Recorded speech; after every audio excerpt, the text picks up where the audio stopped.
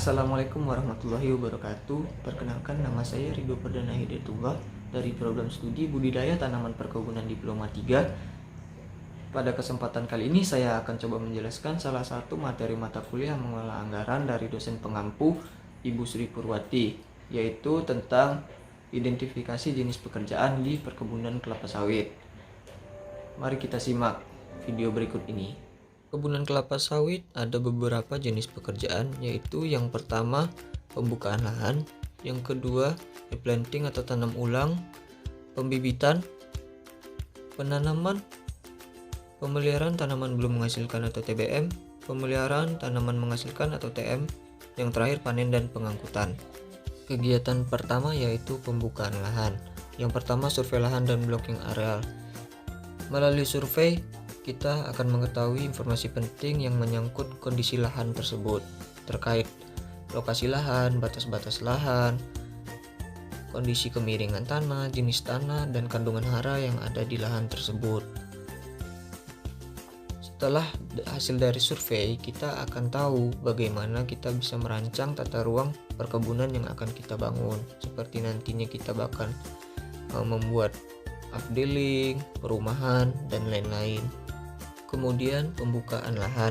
Pembukaan lahan adalah pekerjaan membersihkan lahan dari vegetasi yang ada, termasuk pembebasan lahan dari alang-alang dan berbagai jenis gulma lainnya. Kondisi areal berdasarkan keadaan vegetasi, yaitu yang pertama hutan primer. Hutan primer yaitu hutan yang belum pernah dikelola manusia dengan kerapatan pohon yang padat. Yang kedua, hutan sekunder, yaitu hutan yang pernah dikelola manusia dengan kerapatan pohon lebih sedikit dan terdapat pohon yang telah ditanam. Yang ketiga, areal lalang, yaitu areal bekas perladangan yang telah tinggal atau ditumbuhi halaman. Yang keempat yaitu areal konversi, yaitu areal sebelumnya yang pernah ditanami komoditas tertentu. Selanjutnya yaitu tahapan pekerjaan pembukaan lahan. Pertama, membabat atau imas adalah memotong pohon kecil atau semak-semak yang tumbuh di bawah pohon besar. Yang kedua, menumbang, yaitu memotong pohon besar yang berdiameter di atas 10 cm setelah pembabatan belukar. Yang ketiga, merencek, yaitu memotong-motong cabang dan ranting-ranting kayu yang sudah ditumbang untuk memudahkan perumpukan.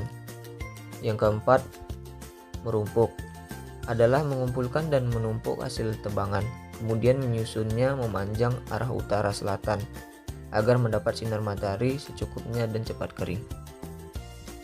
Yang kelima, semprot blanket atau semprot permukaan tanah untuk membasmi gulma di atas permukaan tanah. Yang keenam yaitu pembuatan jalan dan jembatan. Kemudian yang ketujuh, pembuatan parit atau saluran drainase. Yang kedelapan yaitu pembuatan teras dan tapak kuda yang bertujuan untuk mengurangi runoff apabila terjadi hujan. Yang kesembilan yaitu pancang tanam dan titik tanam. Yang kesepuluh yaitu penanaman LCC atau legume cover crop, tanaman penutup tanah. Yang ke-11 yaitu pembuatan lubang tanam.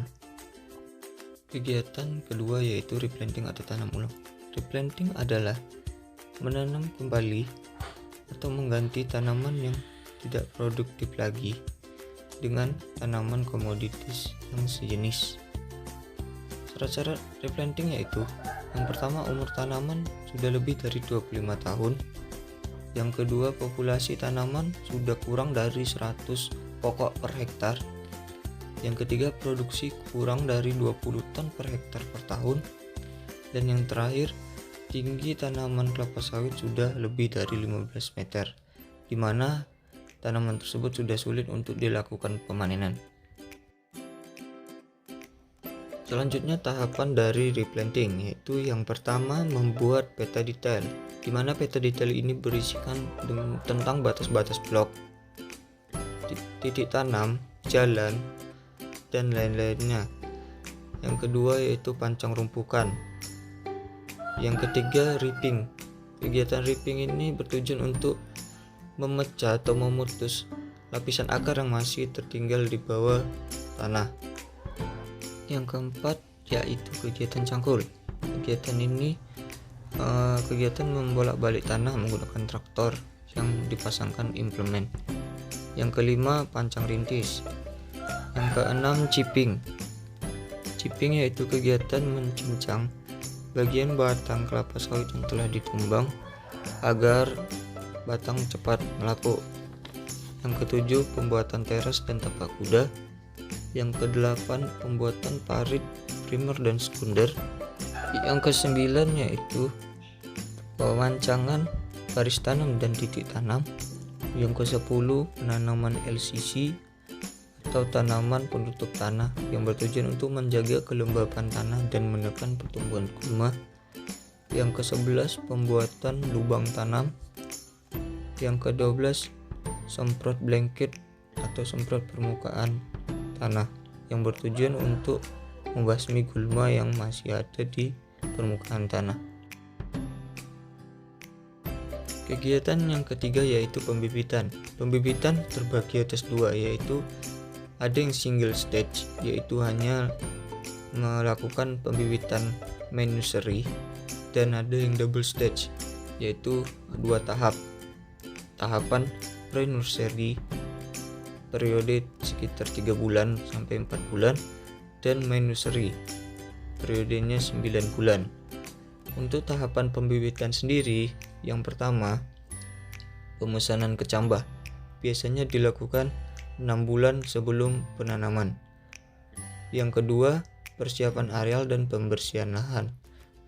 Lahan yang akan digunakan untuk pembibitan harus bersih dan rata.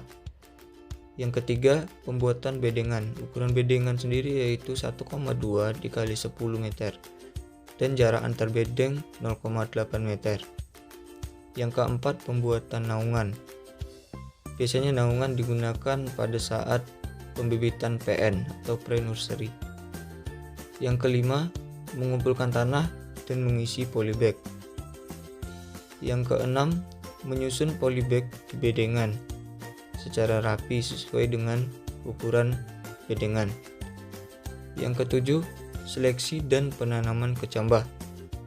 Sebelum penanaman, kecambah harus diseleksi terlebih dahulu dan direndam dalam larutan fungisida agar terhindar dari jamur. Selanjutnya, pemberian label pada polybag. Selanjutnya, melakukan penyiraman kepada bibit. Kemudian, transplanting dari tahapan pre-nursery ke main nursery di usia bibit sekitar 3-4 bulan. Selanjutnya, seleksi bibit. Kegiatan seleksi bibit yaitu memisahkan antara bibit yang normal dengan bibit yang abnormal, di mana nantinya bibit normal akan dilanjutkan penanamannya dan bibit abnormal akan dimusnahkan.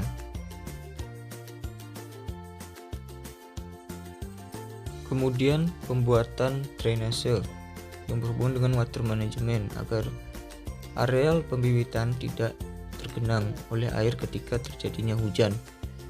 Selanjutnya, pengendalian gulma. Biasanya pengendalian gulma dilakukan dengan cara manual. Selanjutnya, pemupukan. Pemupukan pada masa pembibitan biasanya dilakukan dengan pupuk cair menggunakan alat yaitu gembor.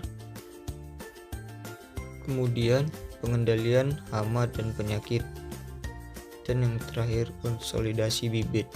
Konsolidasi bibit ini dilakukan apabila keadaan bibit ada yang miring atau kekurangan tanah atau bahkan terkena penyakit, maka bibit akan dilakukan konsolidasi terhadap bibit tersebut. Kegiatan keempat yaitu penanaman. Tahapan penanaman yaitu yang pertama, seleksi bibit. Dari main nursery untuk tanam ke lapangan dilakukan seleksi lagi. Selanjutnya, penyiraman bibit. Sebelum bibit diangkut ke lapangan, bibit harus disiram terlebih dahulu, karena pada saat pengangkutan bibit dilakukan pemutusan akar, yang dimana untuk menghindari terjadinya stres pada bibit tersebut. Selanjutnya pengangkutan bibit dari lokasi pembibitan. Kemudian melakukan pemupukan di lubang tanam sebelum melakukan penanaman. Kemudian pengeceran bibit di setiap lubang tanam. Dan yang terakhir, penanaman bibit. Penanaman dilakukan dengan baik dan benar, dan kondisi bibit harus tegak, tidak boleh miring.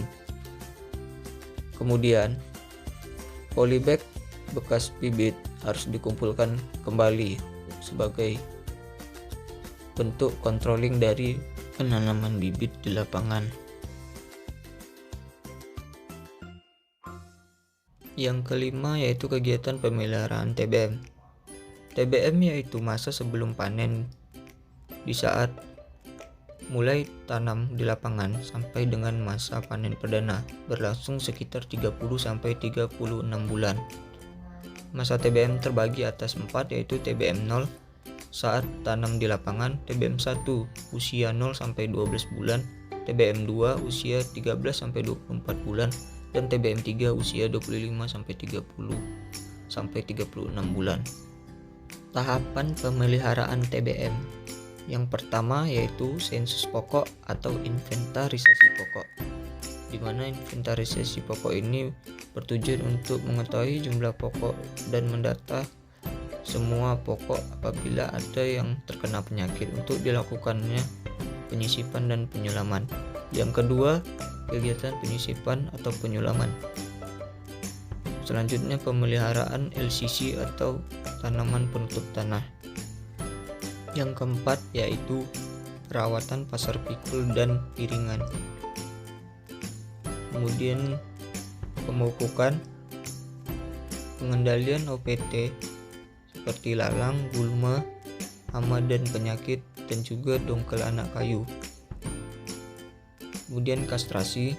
Kastrasi sendiri dilakukan apabila 50% lebih tanaman yang ada di areal tersebut sudah berbunga. Kemudian tunas pasir dan sanitasi. Dan yang terakhir pembuatan TPH dan titip panen untuk persiapan kegiatan panen selanjutnya pada saat panen perdana dan seterusnya.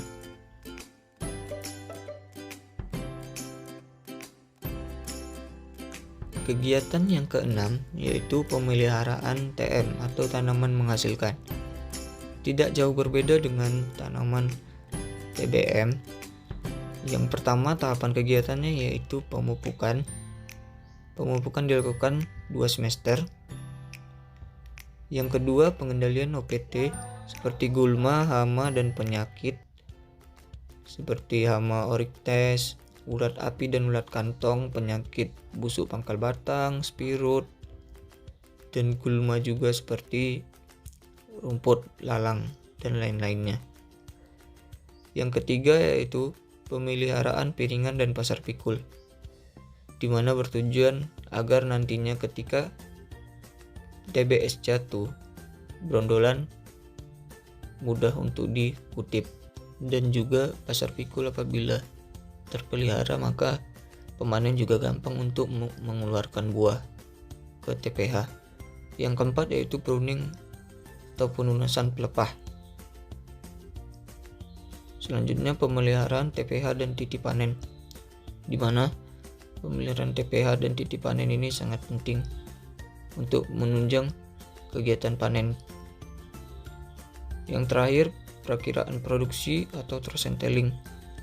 Biasanya ini untuk perkiraan produksi kita selama 6 bulan. Biasanya dilakukan sebanyak 2 kali, yaitu 2 semester setiap 6 bulan sekali, periode Januari sampai Juli dan Juli sampai Desember.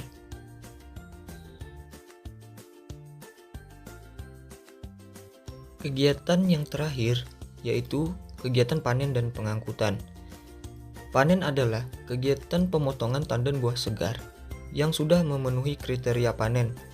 Untuk lebih gampangnya, kriteria panen yang digunakan yaitu Jumlah brondolan yang membrondol dari buah di piringan. Biasanya jumlah brondolan yang digunakan yaitu lebih dari 3 brondolan. Apabila sudah lebih dari 3, maka dianggap buahnya sudah matang. Lalu, apa saja tahapan kegiatan panen? Yang pertama, yaitu persiapan infrastruktur atau sarana prasarana panen, seperti peralatan panen dan lain-lain yang bersangkutan dengan kegiatan panen. Lalu yang kedua yaitu perhitungan bunga buah. Perhitungan bunga buah ini hampir sama dengan taksasi panen untuk 1 tahun atau trosenteling yang dilakukan sebanyak 2 kali atau 2 semester, yang dilakukan setiap bulan Desember dan bulan Juli. Tujuannya yaitu untuk kita mengetahui perkiraan produksi tanaman untuk 6 bulan ke depan. Yang ketiga yaitu perhitungan AKP atau angka kerapatan panen, biasa juga disebut dengan taksasi panen. Kegiatan ini yaitu menghitung perkiraan produksi di blok yang akan kita panen pada esok hari. Yang keempat yaitu pelaksanaan kegiatan panen. Pelaksanaan kegiatan panen ini mulai dari persiapan alat yang akan digunakan untuk panen, kemudian pembagian ancak panen, pelaksanaan pemotongan buah, hingga buah keluar ke TPH. Yang kelima yaitu pemeriksaan atau sortasi TBS di TPH. Biasanya hal ini dilakukan oleh kerani buah saat akan dilakukan pengangkutan TBS. Nantinya kerani buah akan memeriksa buah yang disusun di TPH, apakah buah tersebut sudah matang atau masih mentah. Dan yang terakhir, pengangkutan TBS. Setelah buah disortasi atau diperiksa oleh kerani buah, buah langsung diangkut ke truk oleh tukang angkut. Kemudian TBS dibawa ke PKS untuk diolah. Baiklah, kesimpulan dari materi singkat saya tadi yaitu segala jenis identifikasi pekerjaan mulai dari pembukaan lahan, replanting, pembibitan, penanaman, pemeliharaan TBM dan TM, serta proses pemanenan, semua itu berkaitan erat dengan anggaran. Oleh karena itu, identifikasi jenis pekerjaan merupakan salah satu tahapan dalam proses penyusunan anggaran sebuah perusahaan perkebunan kelapa sawit. Baiklah, itu tadi video singkat penjelasan tentang materi identifikasi jenis pekerjaan di perkebunan kelapa sawit untuk mata kuliah mengelola anggaran. Semoga dapat dipahami. Jika terdapat kekurangan atau kesalahan dalam penyampaian ataupun tulisan di materi, saya mohon maaf. Saya cukupkan. Assalamualaikum warahmatullahi wabarakatuh.